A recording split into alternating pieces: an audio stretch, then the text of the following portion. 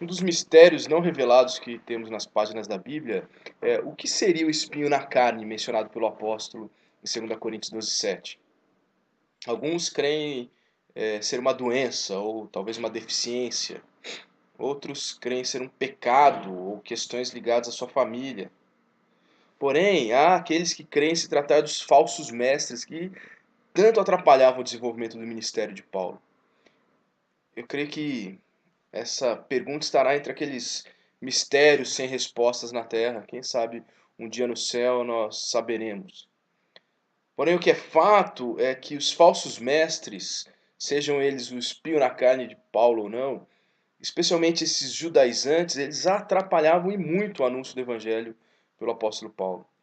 Então, logo o evangelista com a sua equipe implantava o evangelho em alguma cidade, estabelecia uma igreja, falsos mestres já surgiam, já se levantavam para perturbar aquela igreja, para perverter a mensagem.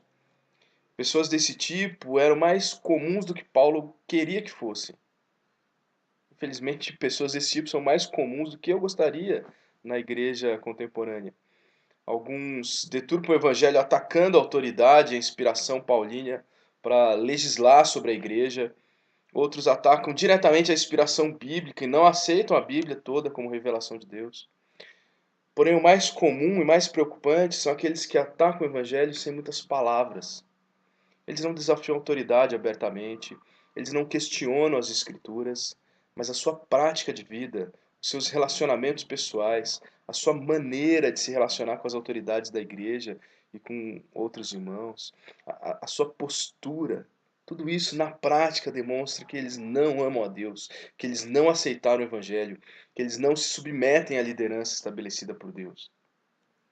Uma das maneiras usadas pelos falsos mestres nos tempos de Paulo era dar a entender, ou às vezes mais claramente afirmar mesmo, que a mensagem anunciada por esse era diferente da mensagem dos outros apóstolos, em especial a mensagem anunciada por Pedro.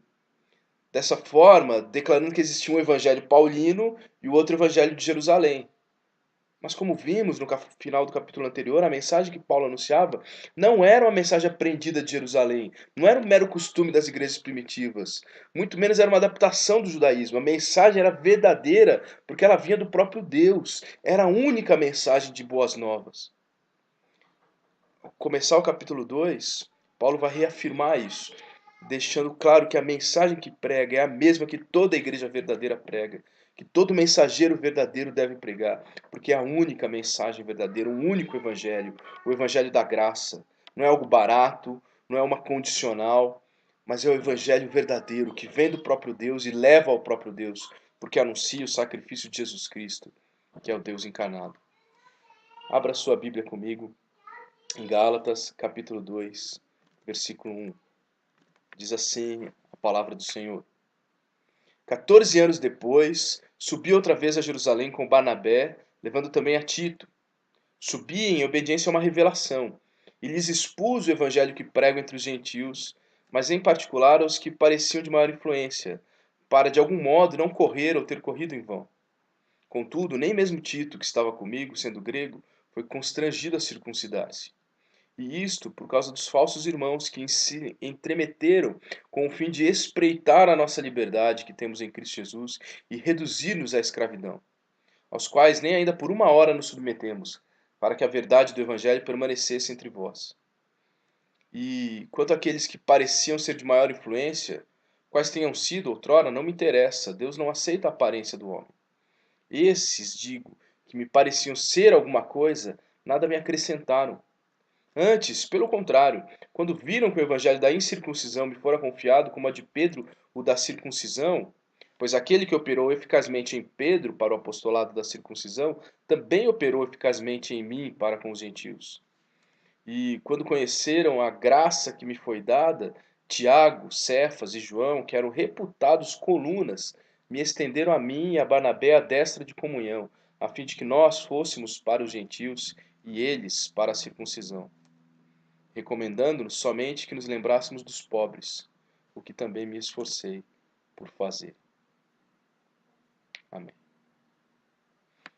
Tim Keller afirma que nós deveríamos ler essa passagem com grande temor e gratidão.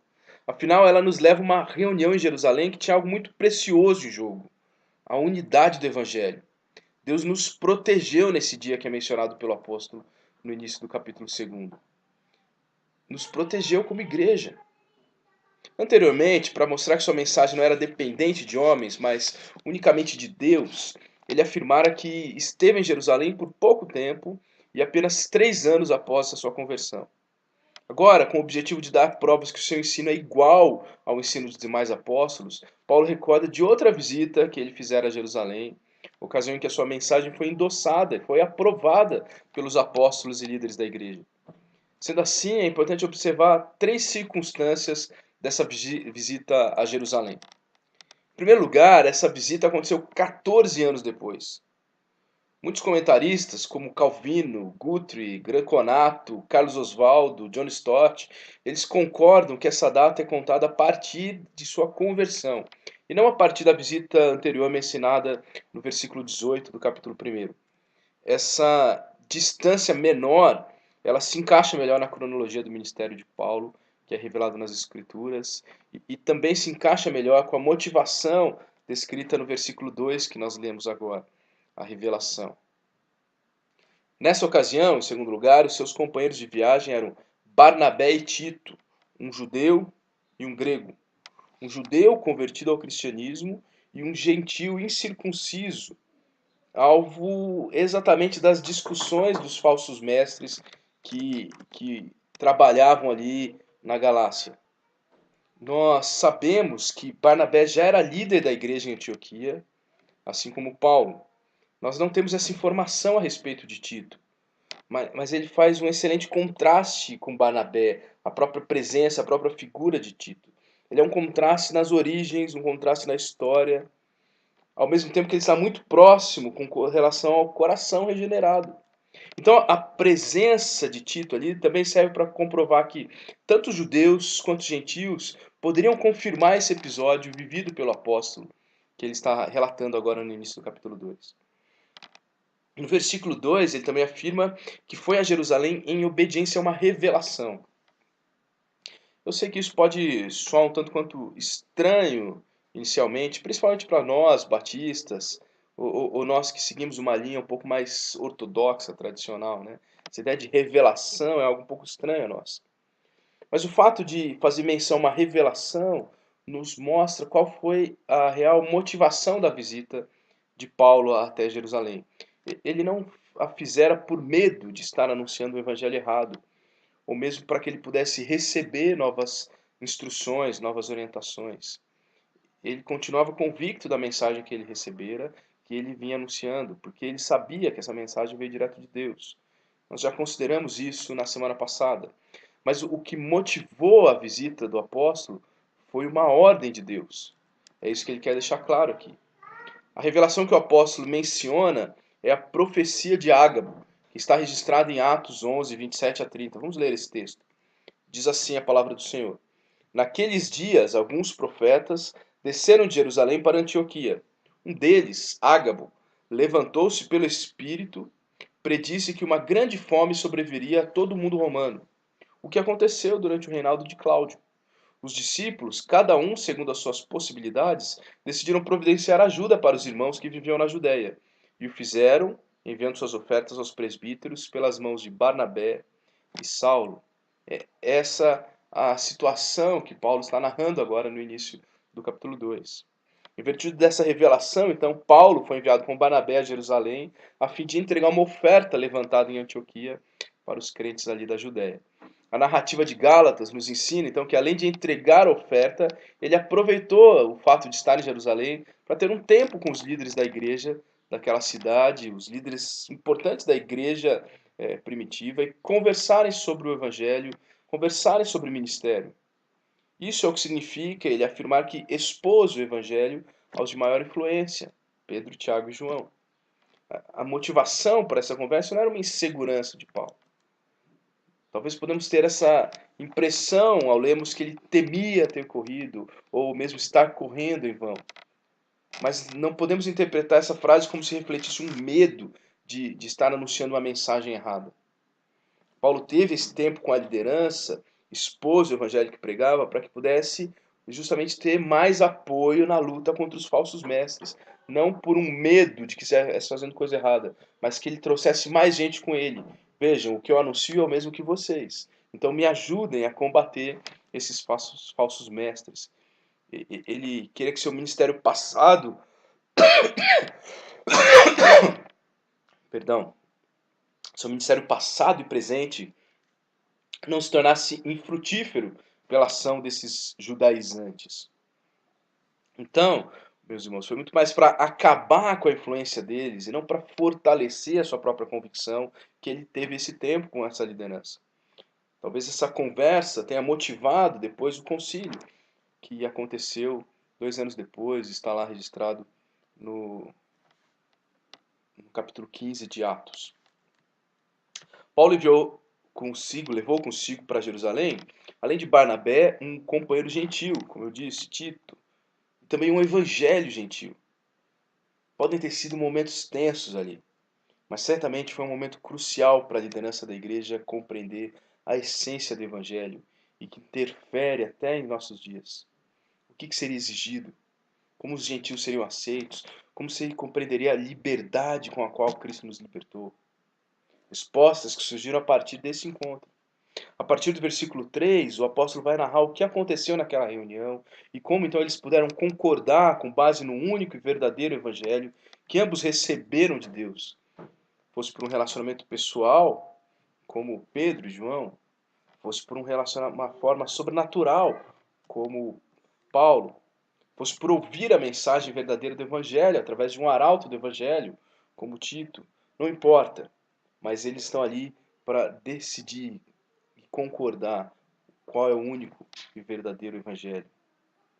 Vejamos então 3 evidências de um evangelho autêntico.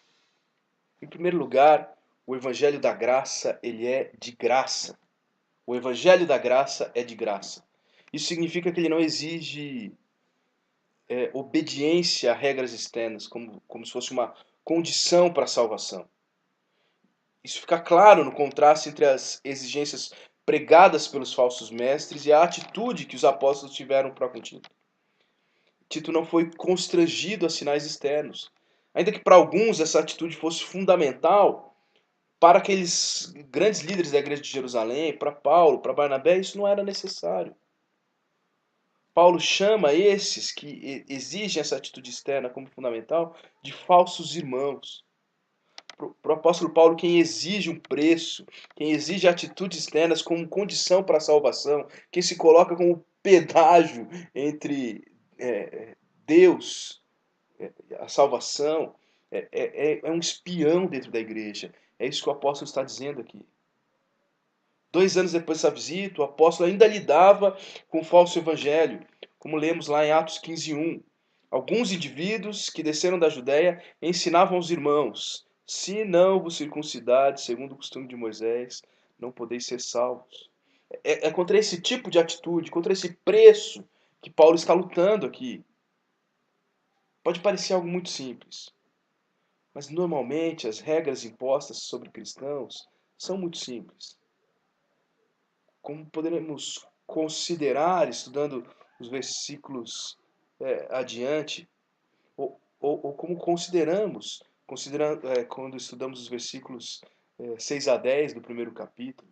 Às vezes as regras impostas são muito simples, mas o perigo ele não reside na prática em si, ou mesmo na simplicidade, mas reside na essência, no fato de diminuir o sacrifício de Jesus.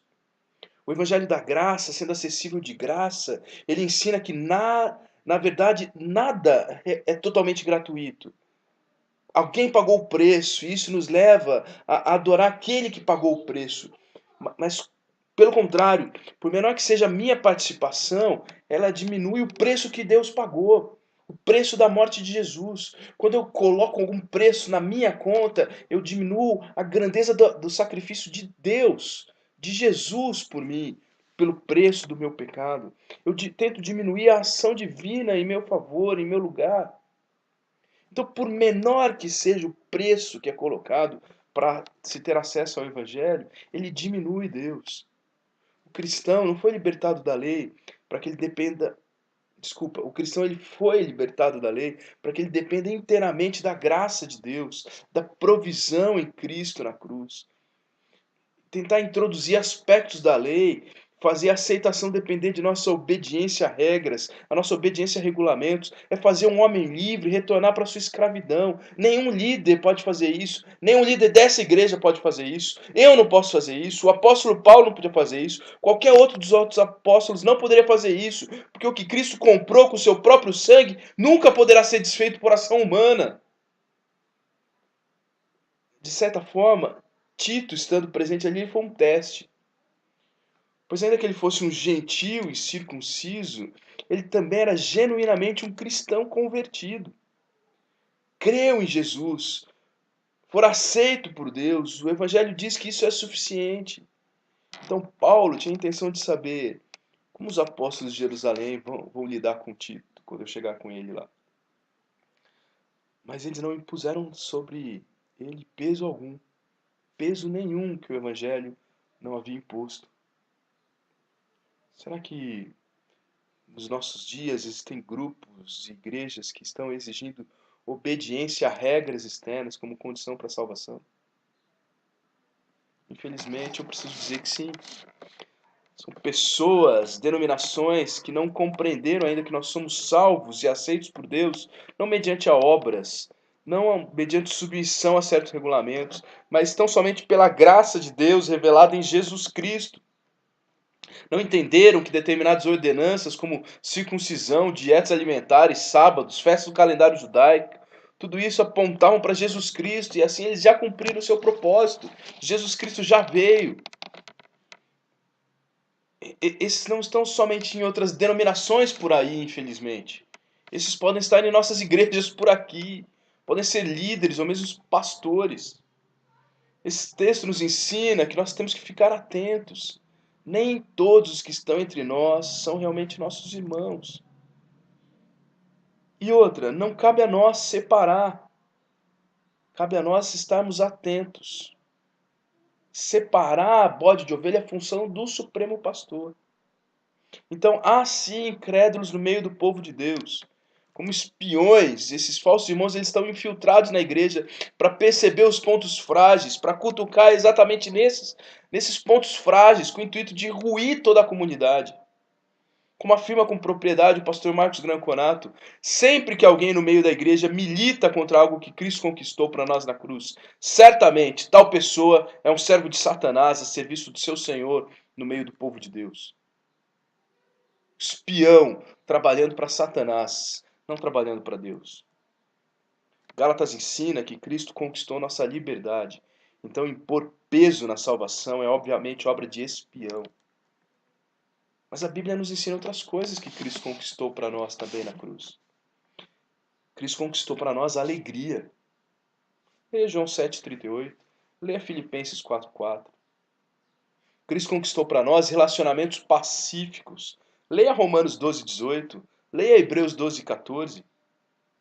Cristo conquistou para nós acesso a Deus para todo cristão. Leia Hebreus 10, 19, 20. Então, qualquer um que milite contra uma vida alegre, contra um culto alegre, contra relacionamentos alegres, qualquer um que viva a contender, procurando motivos para desavença, qualquer um que se coloque como superior no conhecimento ou mesmo no acesso até Deus, essa pessoa deve ser olhada com muita atenção, porque ele pode ser um falso irmão, pode ser um espião infiltrado, tentando perverter o bom andamento da igreja de Cristo. Cuidado! Devemos lutar a mesma luta do apóstolo, para que a verdade do Evangelho permaneça entre nós. O Evangelho da graça é de graça e é esse que nós anunciaremos até o fim. Amém? Segunda característica é que o Evangelho da graça ele é apostólico. Ao ter o seu encontro com Tiago, João e Pedro, eles compreenderam que o Evangelho anunciado por Paulo era o mesmo Evangelho anunciado pelos apóstolos de Jerusalém. Houve unidade, houve harmonia, houve concordância entre eles. A igreja cristã primitiva, ela era instruída pelos apóstolos. Ela assimilava a sua doutrina e então ela praticava. Ela estava fundamentada nos ensinos desses apóstolos. Como claramente afirma Atos 2,42, quando diz: eles se dedicavam ao ensino dos apóstolos e a comunhão, ao partir do pão e as orações. Essa era a prática, esse era o dia a dia da igreja primitiva. Então, o evangelho pregado pelos apóstolos era o único em seu conteúdo. O homem é pecador, o homem necessita de arrependimento. A salvação para todos é pela graça de Deus, que justifica pela fé em Jesus Cristo. Essa é a essência do evangelho apostólico. Mas outro dia eu fui ter um bate-papo com um pastor aqui da cidade e ele fez uma pergunta que me deixou com dúvidas na hora de responder. Ele me perguntou assim: que tipo de igreja vocês são? E daí, mediante essa pergunta, muitas coisas passaram pela cabeça. Mas a principal delas é: só existe um tipo de igreja. A igreja cristã é a igreja que pertence a Cristo, que pauta suas condutas na revelação de Cristo, que anuncia a mensagem de Cristo, que espera pela volta de Cristo ansiosamente. Talvez o pastor, percebendo a minha hesitação, a minha insegurança em responder, ele continuou. Ele disse assim: nós já fomos pentecostais e agora nós somos apostólicos. E daí nessa hora eu fiquei mais perdido ainda. Porque eu pensei comigo mesmo, toda igreja é pentecostal, porque ela nasceu no dia de Pentecostes. A igreja só é igreja porque ela é selada pela ação do Espírito Santo. O Espírito Santo convence o pecador, leva ao arrependimento. Sem o Espírito Santo não existe igreja, ninguém vai se converter sem o Espírito Santo. Por outro lado, também, toda igreja é apostólica, porque a doutrina que Deus revelou aos seus apóstolos é o que constitui o fundamento, a sustentação da igreja de Cristo. Então eu concluí que como igreja nós éramos tanto pentecostais quanto apostólicos. E aí nossa conversa estava virando a bagunça total. Mas depois então eu compreendi a intenção daquele pastor. Ele estava pensando em estilo de culto, ele estava pensando em tipo de administração da igreja. E eu pude dizer para ele que nós somos congregacionais, com foco em uma exposição bíblica. Temos sim bastante influência da reforma, apesar de não sermos reformados na teologia, mas prezamos por ser centrados na Bíblia. E a Bíblia nos auxilia a sermos sempre igreja, sermos sempre cristãos. Mas o que eu inferi dessa conversa com esse querido pastor é que ser apostólico foi algo por demais esvaziado. O significado de ser uma igreja apostólica, um evangelho apostólico, foi muito esvaziado. O que se tornou ser uma igreja apostólica? O que se tornou um evangelho apostólico? Ser uma igreja apostólica deveria simplesmente significar uma igreja que é fiel ao padrão das igrejas que os apóstolos fundaram. Ou seja, uma igreja que é fiel às escrituras. Ainda que haja mudanças culturais, adequações ao modo de ensinar, de cantar, o tipo ou mesmo até o uso de instrumentos, adequações estruturais, adequações no calendário, tudo em função do tempo também. Mas o conteúdo ele é imutável, a base para preparar uma pregação continuará sendo a Bíblia, a fonte de inspiração para as letras das músicas continuará sendo a Bíblia, o árbitro para decidir impasses continuará sendo a Bíblia. A doutrina dos apóstolos é essencial para quem segue o evangelho da graça, mas parece que ser apostólico virou sinônimo de ser hierárquico ou de uma divisão celular. Ainda que eu nunca tenha visto essa estrutura nas igrejas primitivas, nas igrejas lideradas pelos próprios apóstolos. Porém, eu creio que nós podemos aprender mais algumas lições nesses versículos aqui. Paulo, ele não se impressiona com cargos. Paulo não se impressiona com pedigree. Não faz diferença para ele se Pedro e João caminharam com Jesus. Não faz diferença para ele se Tiago era irmão de sangue de Jesus. Isso não é importante para ele. Não é importante como eles são chamados, o que eles já fizeram, o que eles já viveram. Ou mesmo o que fazem e vivem. Homens nada são se não forem ferramentas nas mãos de Deus. Homens nada são se não forem ferramentas nas mãos de Deus. Pessoas não devem impressionar cristãos pela sua aparência ou currículo, gerando qualquer tipo de admiração. As pessoas devem impressionar por sua piedade, devoção, submissão a Deus, gerando adoração e reverência ao único Deus que deve ser adorado. Paulo afirma que esses homens nada acrescentaram, e ele não faz isso de uma forma arrogante, como que desvalorizando a instrumentalidade daqueles irmãos. Mas de fato ele está afirmando que ele não precisou alterar em nada a sua mensagem, porque ele já ensinava a verdade. E ele foi procurar essas colunas não porque se impressionava com quem eles eram. Em nossos dias, não será que Pedro, João e Tiago seriam elevados? Talvez eles lotariam grandes templos, ginásios, pensando na sua história, na sua importância. Mas a humildade desses homens é clara ao perceber que Deus é multiforme ao comunicar a sua graça. Ele havia chamado Pedro para liderar a evangelização entre os judeus, enquanto chamara Paulo para desempenhar esse mesmo papel entre os gentios. Diante disso não houve vaidades, mas o que houve foi oração, imposição de mãos, reconhecimento de que Deus estava operando, Deus estava agindo. Vá, irmão, vá, pregue o seu evangelho não, pregue o único evangelho entre os gentios, e vamos continuar aqui nós pregando em Jerusalém entre os judeus. Interessante que Pedro ele não tenta argumentar baseado no seu sonho de Atos 10, por exemplo. Ele poderia dizer que evangelizar gentios era a responsabilidade dele. Ele sempre fez isso. Ele tem a primazia. Ele chegou antes, foi ele que sonhou. Percebendo a mudança que Deus operou, ele impôs as mãos sobre Paulo e Barnabé e glorificou a Deus. Olhando para Barnabé, ele é outro que poderia argumentar com Paulo. Afinal, Barnabé deve ter sido o discipulador de Paulo depois da conversão.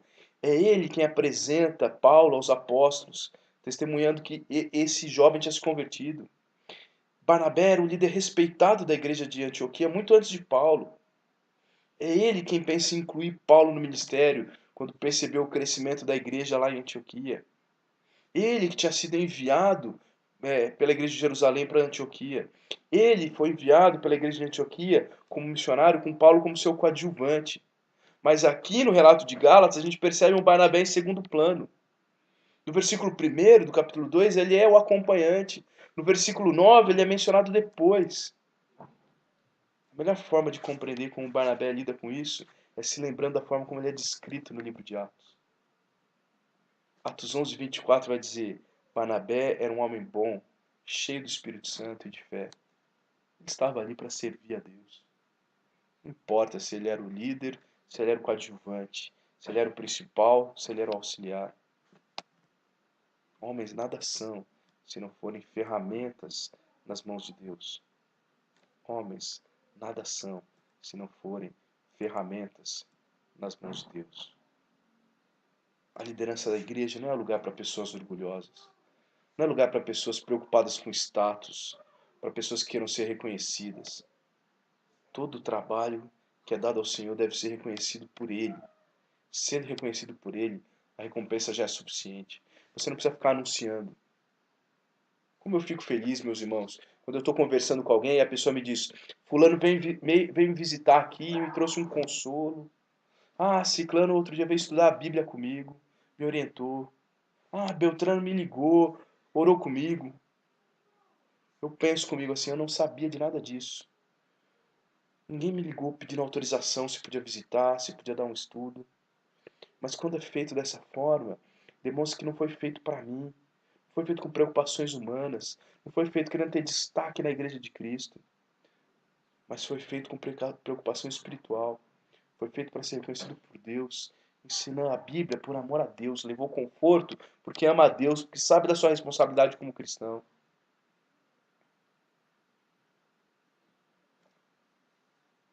Vamos voltar a um assunto que a gente já abordou algumas vezes aqui. Será que existem apóstolos na atualidade, nos moldes como do Novo Testamento? Nós já declaramos algumas vezes aqui que não, né? O que permanece hoje é o ensino dos apóstolos, revelado no Novo Testamento, tendo por base o Antigo Testamento. É essa doutrina que devemos conhecer, essa doutrina que devemos praticar, assim como fazia a igreja cristã primitiva. Hoje, esses que se auto-intitulam apóstolos, na verdade não são, porque eles não foram vocacionados por Cristo, não apresentam as credenciais do apostolado, não ensinam a doutrina dos apóstolos. Porém, o mais importante não são pessoas que se intitulam não apóstolos, mas cristãos que seguem e servem a doutrina dos apóstolos, porque foram alcançados pelo Evangelho da Graça, transmitido pelos apóstolos de Jesus Cristo. O Evangelho é apostólico no seu ensino, no seu conteúdo. A terceira característica é que o Evangelho da Graça é amor. Dois resultados decorrem, então, desse encontro entre Paulo e Barnabé, com Pedro, João e Tiago. Primeiramente, nada foi acrescentado. Nada havia na mensagem paulina que a tornasse deficiente. Tanto que no versículo 2 ele escreve no tempo presente: o evangelho que eu prego. Ou seja, o que ele continuava pregando no momento em que escrever a carta era o mesmo que ele já pregava 2 anos antes, quando ele teve esse encontro. Era o mesmo que ele pregava há mais de uma década. E era esse que ele ia continuar pregando. Nada foi mudado. Esse é o evangelho, porque é o evangelho verdadeiro. Em segundo lugar, foi orientado não como um adendo à mensagem do Evangelho, mas como uma inferência lógica de quem vive uma prática coerente com a compreensão do Evangelho da Graça. Perdão, eles deveriam se lembrar dos pobres. A orientação, então, é que ele tivesse atenção com as igrejas da Judéia. Essas igrejas estavam passando por grandes necessidades materiais. Ainda que o foco do ministério de Paulo estivesse com os gentios, que estavam em outras regiões do Império Romano, que não estavam sofrendo a escassez que a Judéia estava sofrendo, o apóstolo não devia se esquecer que o evangelho da graça é motivado pelo amor, impele a prática do amor. Talvez, pensando em nossos dias, será algo como dizer: irmãos do Sudeste, não se esqueçam da igreja do sertão nordestino.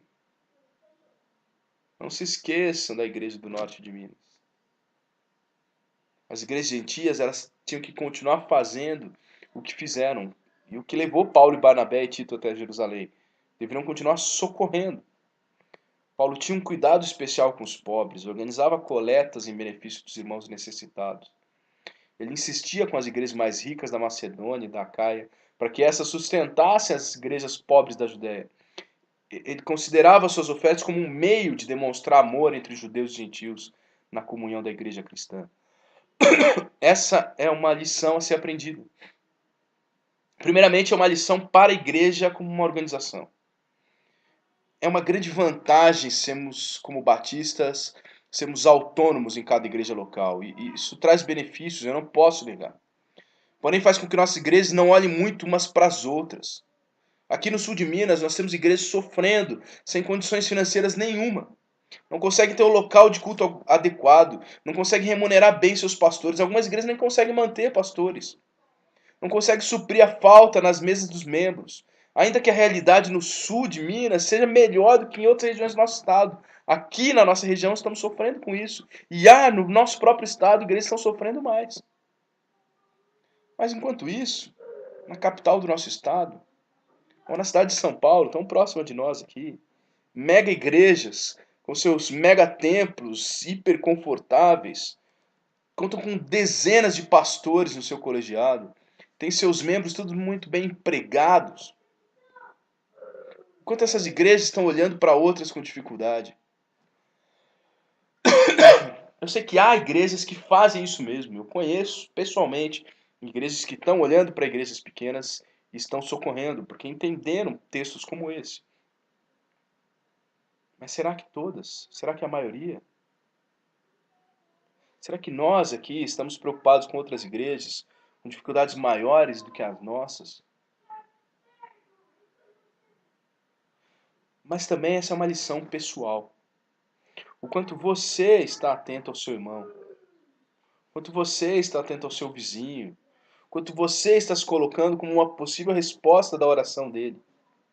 O evangelho genuíno promove comunhão do ser humano com Deus, comunhão do ser humano com o seu próximo. Jesus Cristo veio reconciliar o pecador com Deus. Em decorrência dessa comunhão restabelecida, inevitavelmente nós iremos também viver bem com o nosso semelhante, preocupados com ele, O evangelho autêntico, quando compreendido, quando experimentado, ele produz transformação na prática. Ele nos impele a amar de graça, a ter atitudes de amor sempre. O evangelho não precisa ser compreendido pela lente do sofrimento. O evangelho não precisa ser compreendido pela ótica da minoria, do desfavorecido. Isso é um engano. Deus tem se revelado tanto a esses quanto aos ricos. Não é esse o ponto. Deus tem transformado corações independente de classe social. Porém, o evangelho da graça, ele é motivado pelo amor, ele nos leva a amar. Então ninguém pode ficar indiferente perante o sofrimento do seu irmão. O evangelho da graça transforma e cuida, porque ele é o evangelho do amor. Em nossos dias é perceptível que muitas denominações ditas cristãs têm se desviado do autêntico evangelho. Fala-se de prosperidade material para aqueles que buscam a Deus. Incentiva-se que os adeptos exijam seus direitos a Deus. Você tem o direito de ser curado. Você tem direito de ter uma casa, um carro.